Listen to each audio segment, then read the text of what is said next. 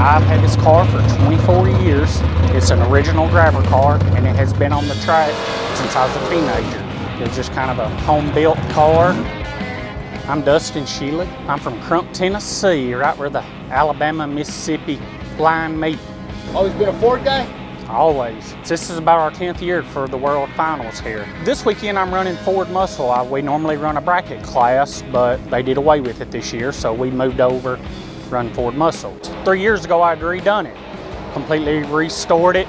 We cut the cage out, I put a full 14-point cage in it, and rebuilt the motor, did some suspension work to it, and it's pretty much a street strip car.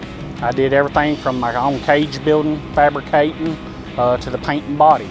It's got just a mild 331 small block Ford in it, aluminum head, aluminum intake, just a small stroker. Yes, carbureted.